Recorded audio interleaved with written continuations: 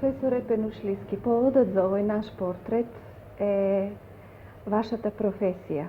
Вие сте еден од најпознатите фолклористи не само во Македонија, туку и во Југославија и пошироко. Меѓутоа, пред да навлеземе во темата на вашата професија, која што го одреди и некако вашиот животен пат, јас би сакала да се подсетиме во овој момент на некои најрани години од вашиот живот. Во нашите разговори кои што претходеа на ова снимање, вие кажавте дека скоро целиот ваш живот е врзан за овој град, за Скопје. Па јас би сакала некако да почнеме баш од овој град. Па да почнеме и од градот, и од детството, од најраните години, како што вие кажавте. Во животот на секој човек ми се чини дека токму тие најрани години оставаат и најдлабоки траги.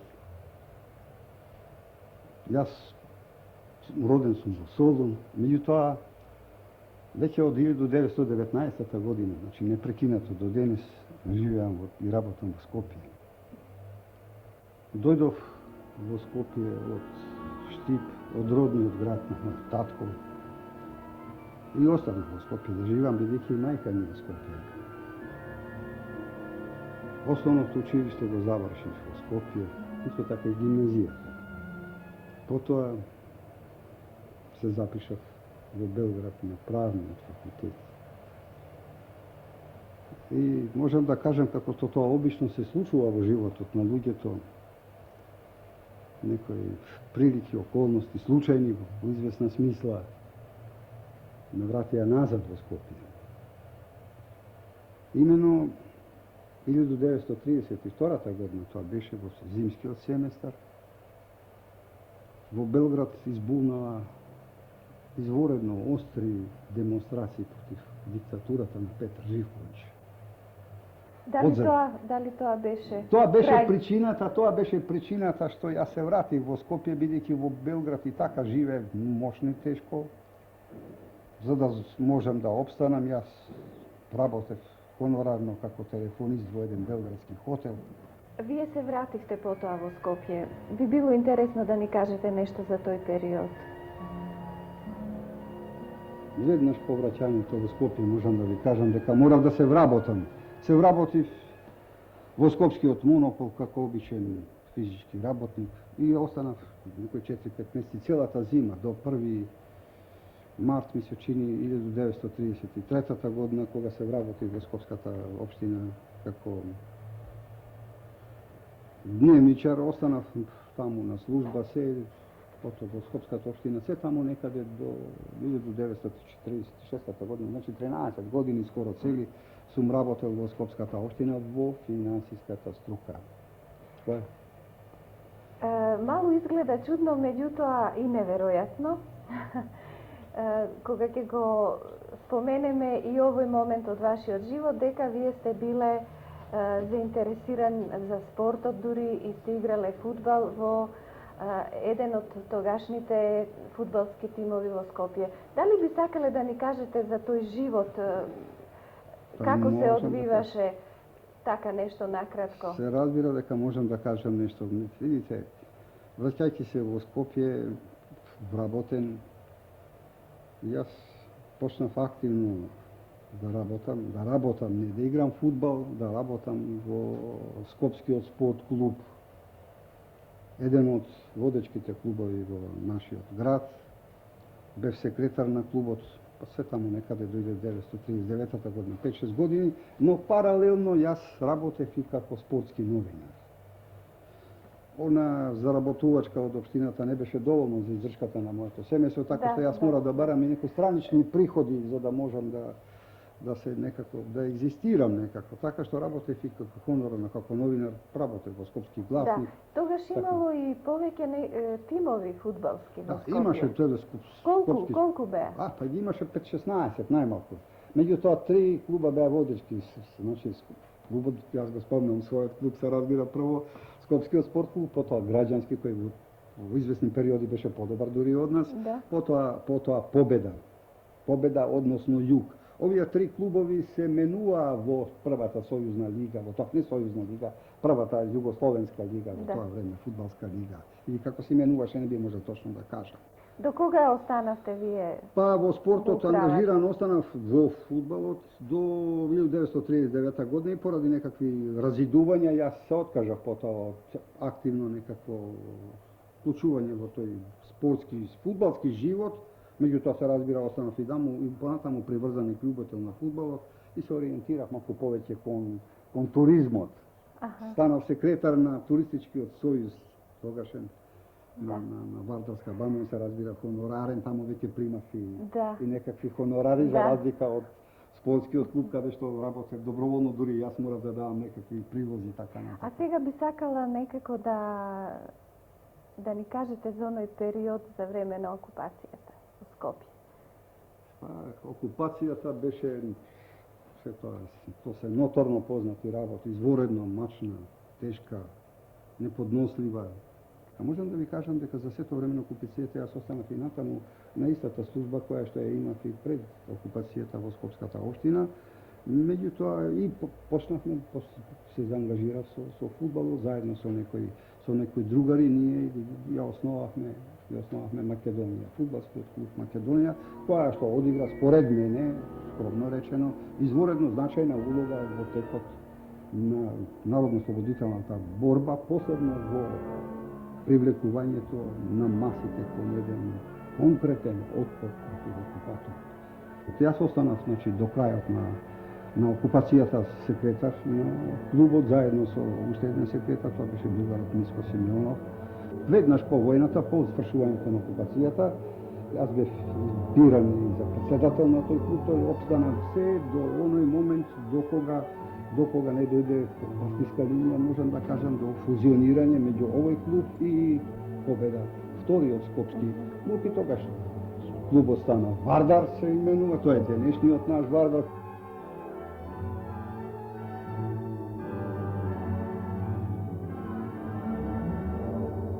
Иро Пиношици го познавам уште од пред војната, од гимназиски клупи, како и од овакви зелени терени, бидејќи он беше секретар на еден фудбалски клуб од Скопје, ССК, а ја бев у граѓански и имав неприлика да контактирам уште тоа.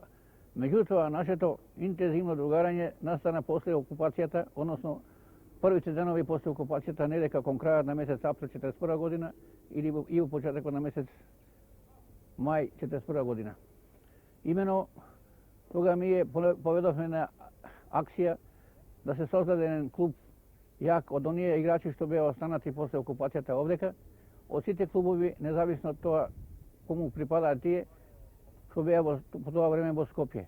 Така, нашата идеја беше остварена и создадевме клубот Македонија, чија историја во нашата поширока јавност е позната.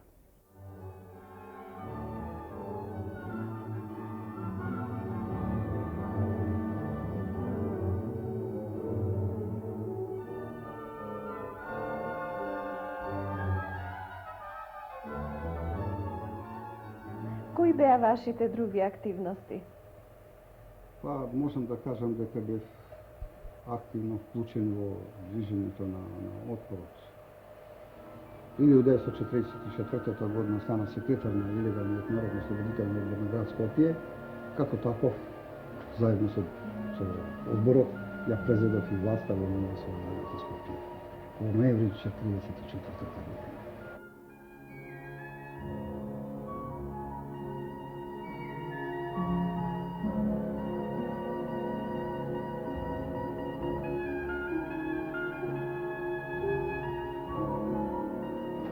А сега јас би ве замолила да започнеме некако за вашето интересирање за фолклорот.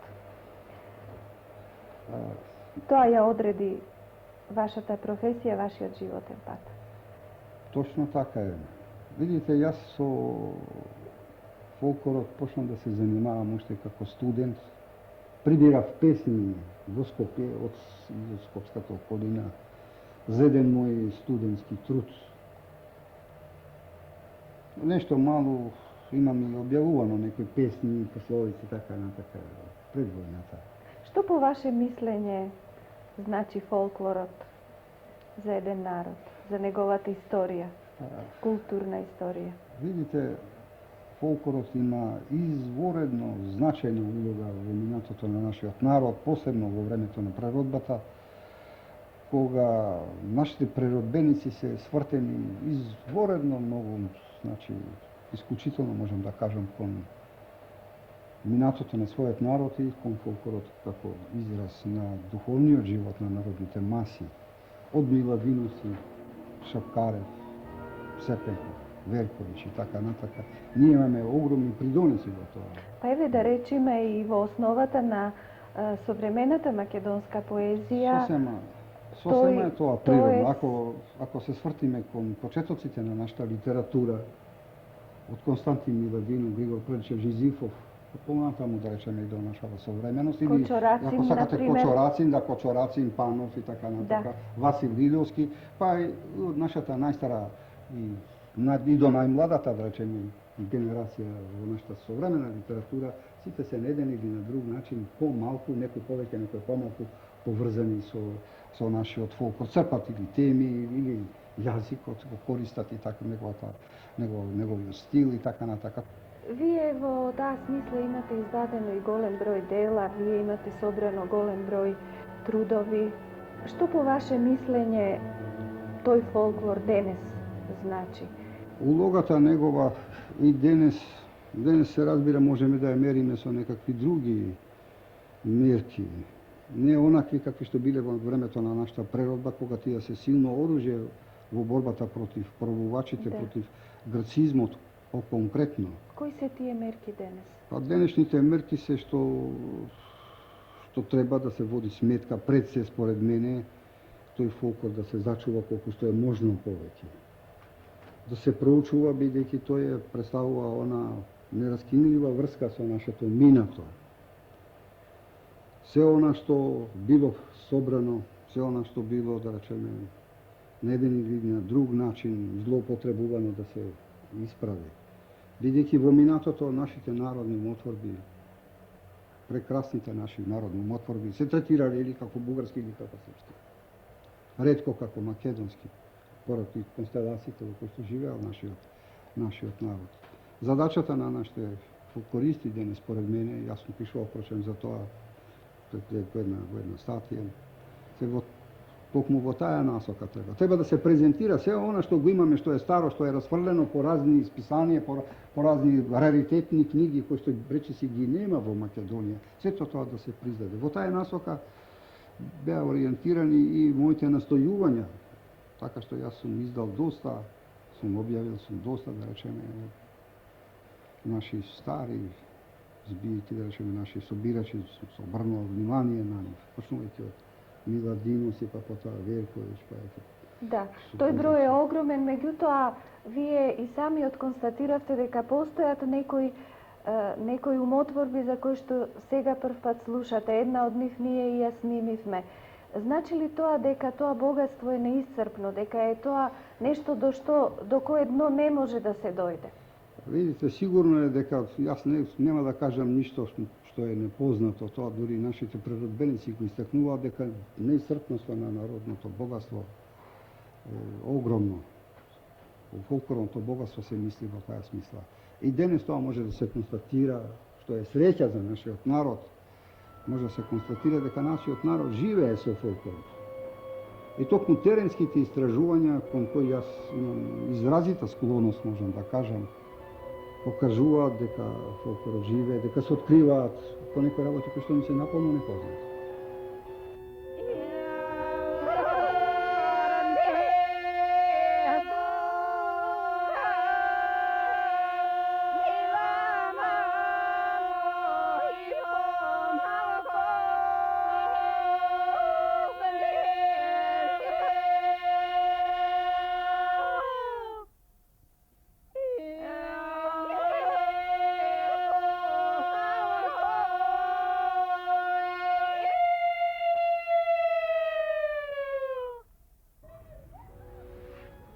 Ѓорѓи, слушна, оваа обредна песна што го слави паѓањето на снегот, очевидно е многу стара.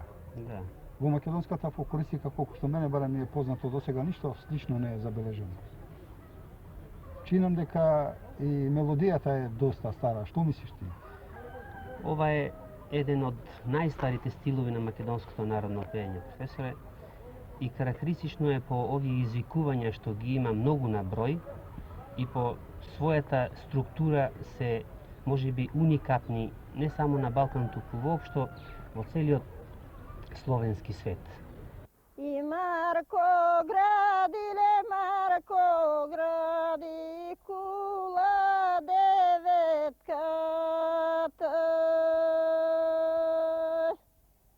Сам го гради, сам се разговара.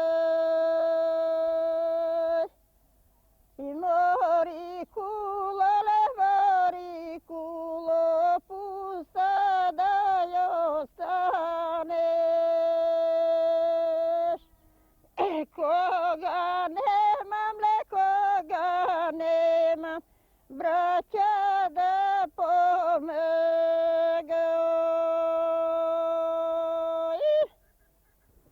Имало едни остарели, станале стар деда и стара баба. Таа бабата работела, ткаела, плетела, нешто се облечуеле. А овој дедото го ванало мрзата, не работи. Се седи, лежи, го кара бабата, он пак се свикнал на тоа.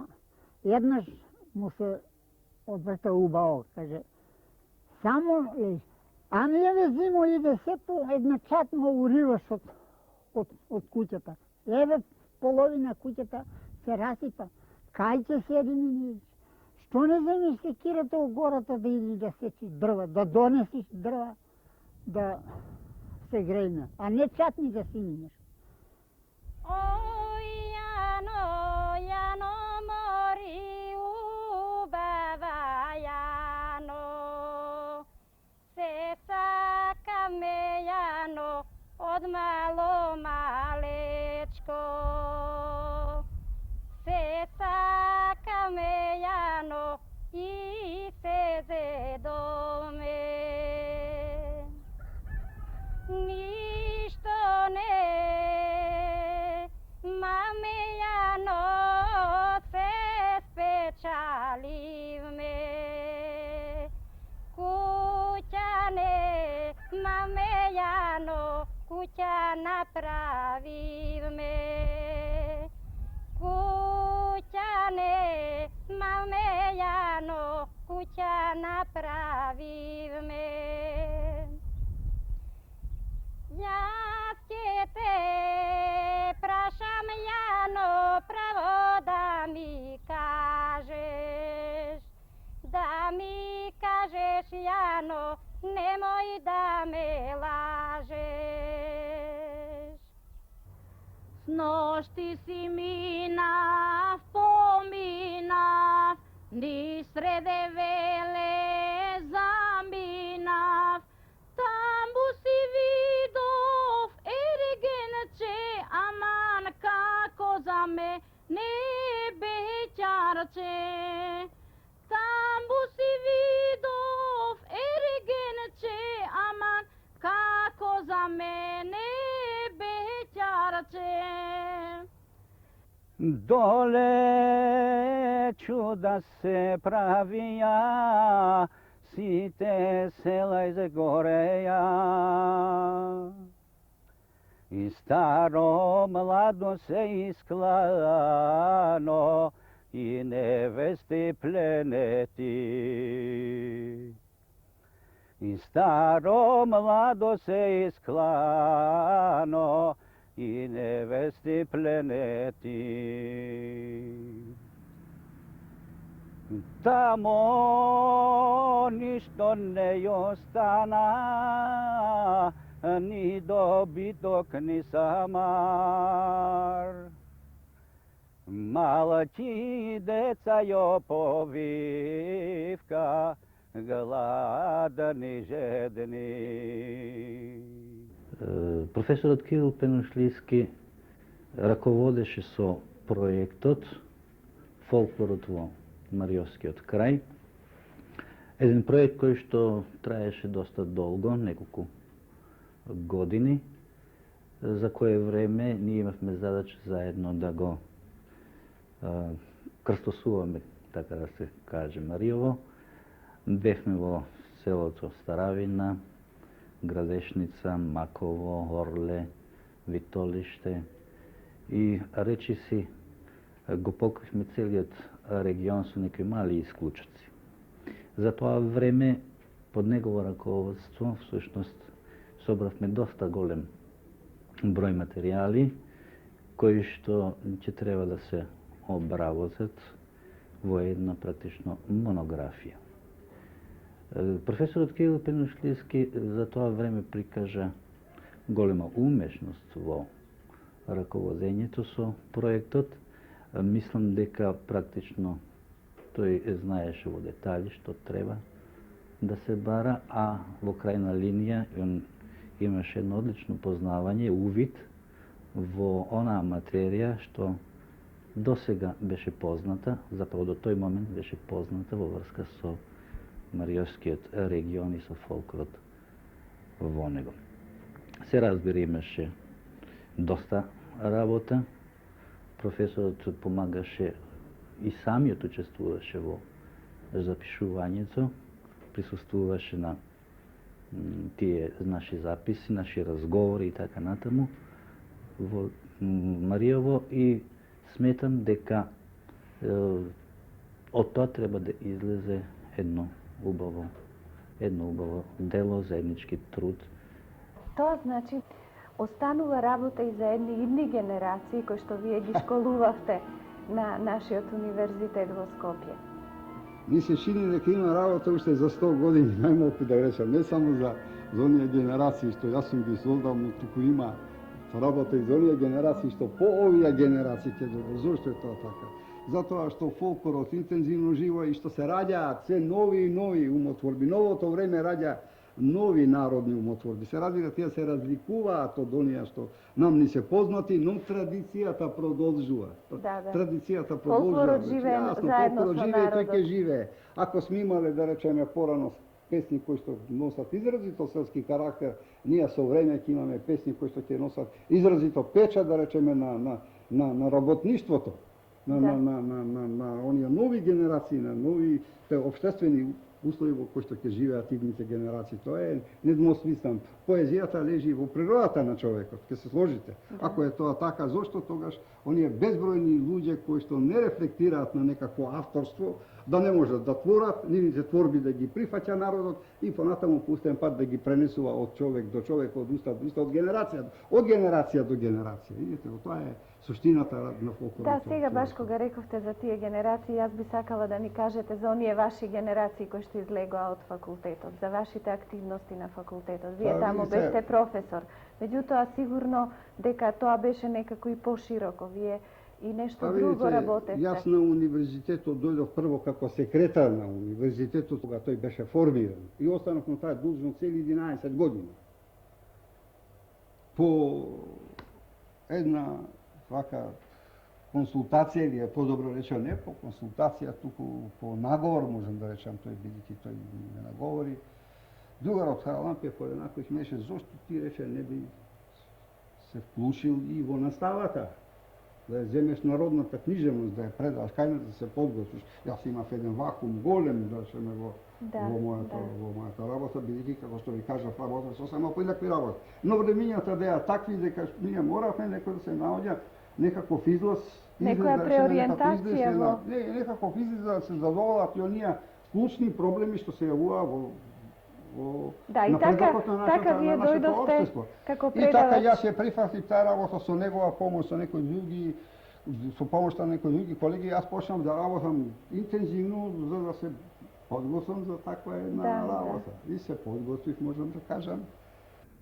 Со Кирил Пенушлиски се знам уште од гимназиските денови, значи некаде од 1927-та, 8-та до 30-та година. Тој беше една година помлад од мене, но се наоѓавме на седниците на книжевната дружина Дојчин, на Друштвото за трезвена младост, на феријалниот сојуз. По 30 година мало се оддалечивме. Тој мораше да се вработи во општината Скопска, а јас студирав на филозофскиот факултет. Но повремено се среќававме и видов дека студиите на правниот факултет не му одеа, бидејќи изискуваа и издатоци за одење на полагање испити, па кога завршив ја факултет 34-та и станав асистент на факултетов, му предложив да се префрли на филозофски факултет, а јас зедов на себе задача да му ги оверувам семестрите, потписи да му собирам од професорите и така што при крајот на студиите му помогнав во обработката на семинарската работа од областа на јазикот, за која требаше се собере добра збирка од македонски народни песни од Скопско. И тоа е прво ангажирање на Кирил Пенушлиски со македонската народна песна. Тоа е некаде 35-та, 36-та година. Као службеник во Скопската општина, тој имаше развиено и известна општествена дејност во туристичкиот сојуз, па као интелигентен човек, добро писмен, тој и беше уредник на ревија на туристичкиот сојуз Југ. И се најде ја да соработувам во тоа списание со неколку статии и тоа беше до војната. По војната Кирил Пенушлиски беше зафатен на разни општествени должности, меѓутоа видов дека ќе треба да го приберам и некаде 951 година му предложив да се приготвува за предавач на катедрата за историја на книжевностите на народите на Југославија за предметот народна книжевност. Тој се прифати, се откажа од општинските и општествените служби, дојде на универзитетот као секретар на универзитетот и постапно навлегуваше во проблематиката на предметот народна книжевност. Од 51-та, како реков, тој е веќе хонорарен предавач на факултетот, а од 54-та година ние двајцата издадовме една голема збирка од народното творештво, македонски народни умотворби, пословици. Со определувањето за студии на народната книжевност, ја веќе во самиот почеток му одредив и тема за докторска дисертација, бидејќи унапредувањето може да се замисли само со обработка докторска дисертација. Темата беше Стеван Верковиќ, собирач на македонски народни умотворби. Беше ја изработил релативно брзо и во 56-та тој се јави на одбраната и ја одбрани како прв на катедрата за историја на југословенските книжевности, прв доктор, а денеска веќе имаме преку 35 доктори на нашата катедра. На Бргу Пенушлиски стана и редовен член на катедрата, заземајќи положби до редовен професор. Во 1960 година покреновме списание на катедрата за книжевностите на народите на Југославија трудови и ние двајца бевме уредници. Последна соработка со Пенушлиски сум имал во рамките на работата на Академијата наша. Тој издаде една убава збирка од Малешевскиот фолклор со обемна студија и антологија на песни од Малешевијата. Со професорот Кирил Пердушлински се знаеме многу одамна, уште од време на студиите. Но поблиски контакти со него воспоставивме во 1963 година, кога тој ја предводеше екипата на Филозофскиот факултет Скопје, овде во Малешевијата, за собирање на народното творештво. Уште во првите моменти забележав дека тој посебно го познава малешевскиот фолклор и покажува голем интерес за него, познавајќи голем број пејачи овде во Малешевијата. Прв пат ми ја спомна Васка Пипонска. Баба Васа Пипонска, која сега умрена, му кажала многу песни и тој објавил за неа веќе и напис, но вториот пејач што најмногу го ценеше овде е дедо Тимо Маноски, Ефтим Маноски, од кој забележал многу народни изворни песни. Исто така, тој ми сигнализира дека една од најдобрите интерпретаторки на малешевските песни е Живка Соколовска, сега Димитриевска. Јас продолжив да запишувам од нив, заедно со моите соработници Киро Чиплаковски, дипломиран економист, и Поп Ѓорѓиев Гошо, наставник во гимназијата, познат под името Гошњак.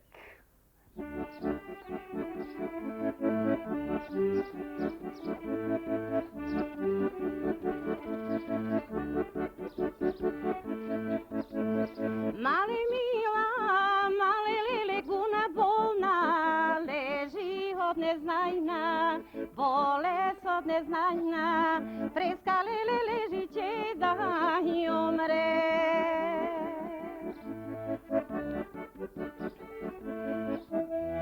Гунината, мајка леле на пазарче, одина и шипна, пазар ја гунаhi, вели, вели хем го, вори леле мале мила, мале.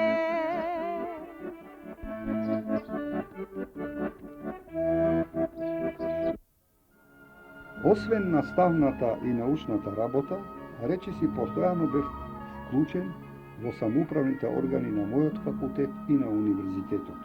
Сум бил продекан и декан на Филозофскиот факултет и ректор на универзитетот.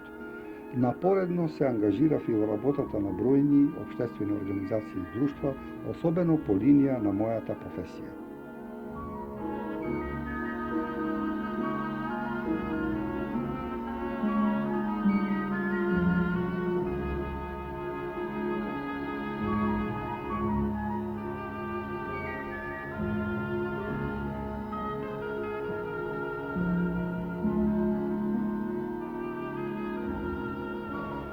На ова катедра наша дипломирале преку 2500 души студенти.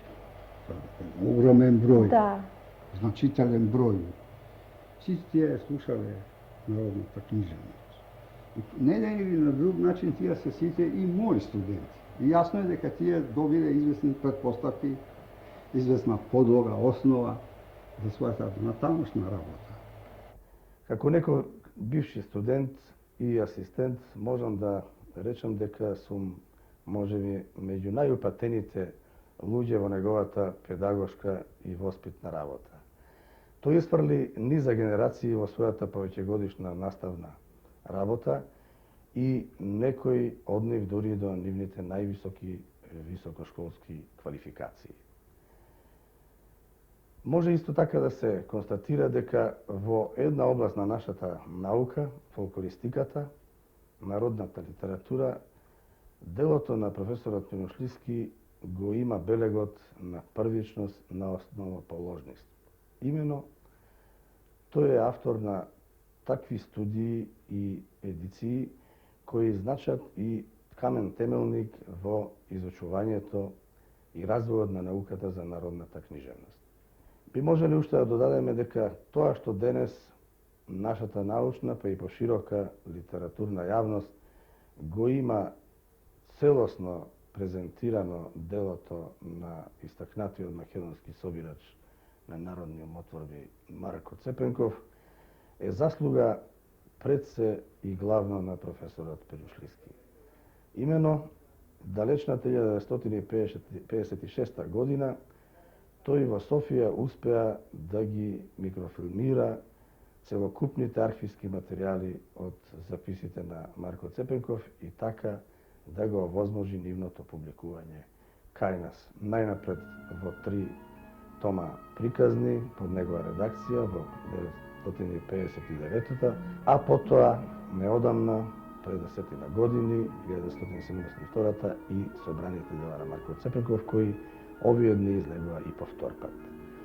Натаму, професорот Перушлиски е автор и на низа значајни трудови од другите подрачја на македонската народна литература.